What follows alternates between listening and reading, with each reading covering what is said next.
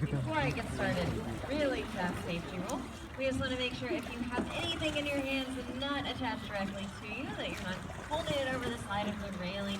We also ask that you don't leave anything resting on top of those wooden posts or inside that wooden ledge. I'm sure you can imagine if you drop something inside this enclosure, the chances of you getting it back are not very high. Now we do call this a demonstration. That's because we have over 200 American alligators as well as 2 American crocodiles in this one enclosure. If I were to try to feed each individual, we'd probably be here all night. So I won't be doing that. I did, however, bring with me 2 different types of food. I'm going to go ahead and toss them out so you can see they've already figured out what time it is. Now, that first item of food that I brought with me is actually what we feed the majority of the time to all of our crocodilians. Might not look like very much, but believe it or not, these large pellets do meet all of their nutritional needs. These are made by Missouri, which is an exotic animal feeding company that's paired up with Purina. Crocodilian biologists got together. They figured out what was needed to be in pellet form in order for them to grow and survive. And as you can see, they actually really do enjoy eating these pellets. As a matter of fact, some of our alligators and crocodiles here even prefer to eat these pellets over other items. Of course, we know it's not the most exciting thing in the world sometimes to see somebody just standing up here and tossing pellets out. So I've also brought with me something else that they find delicious.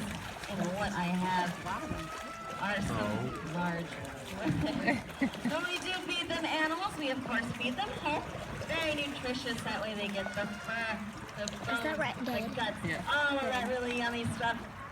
They're very distracted by pellets right now. We'll see if I can get somebody's attention over here. Oh my God! You can jump higher than there we go.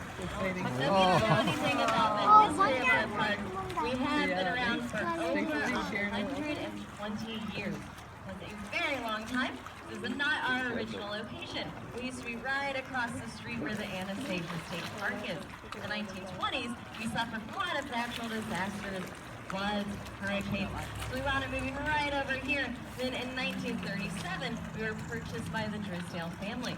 We've been with them ever since, and under them we went from having just American alligators to every single species of crocodilian. So that is our claim to fame. We're actually one of the only places in the entire world to have every species. Now, alligators and crocodiles are what we call generalist carnivores. That means they're going to eat pretty much any type of meat if they can catch it. They are not picky whatsoever. Even some of the largest alligators you'll see here will still go after something as small as an insect. They'll also eat fish, crustaceans, birds, lizards, a lot of, come on little buddy, a lot of smaller mammals like raccoons or possums. Now of course, once they do get to be a certain size, they can potentially take down an animal the size of an adult deer. Now there is one issue with them eating such large animals.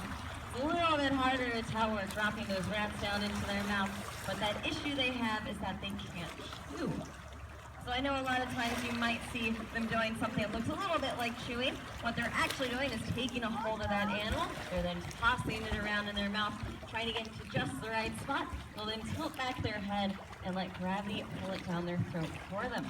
Their jaws only go up and down. They do not go side to side. So they just can't get that chewing motion going.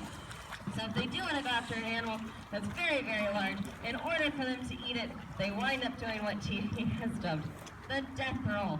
Now, I'm sure you've all seen videos of very large crocodiles on TV, going after large mammals, wildebeest, zebras. You'll see them grab a hold.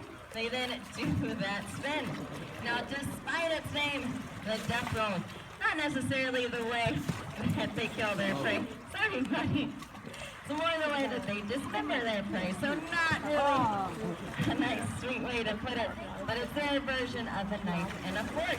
So they're able to take that much larger animal and pop off that smaller, more easily swallowed piece for themselves. There we go. But of course, despite how large some of our alligators and crocodiles here are, you'd be really surprised to learn what small amounts of food we wind up feeding them.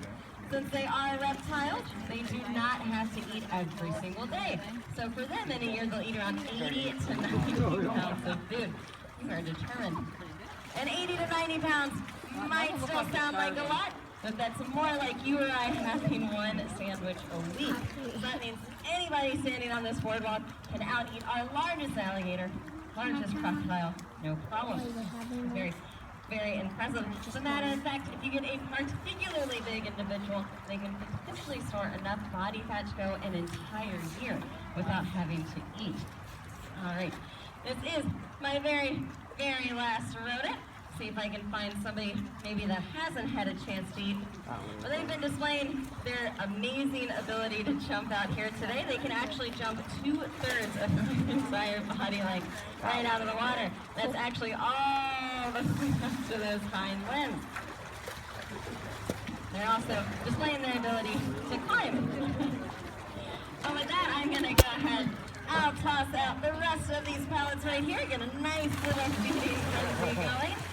And then after the show, I'm going to be hanging out near our feeder. So if you have any questions, feel free to head in that direction. I'm more than happy to answer those questions for you. Thank you, folks, for coming on out today. I hope you're all enjoying your stay.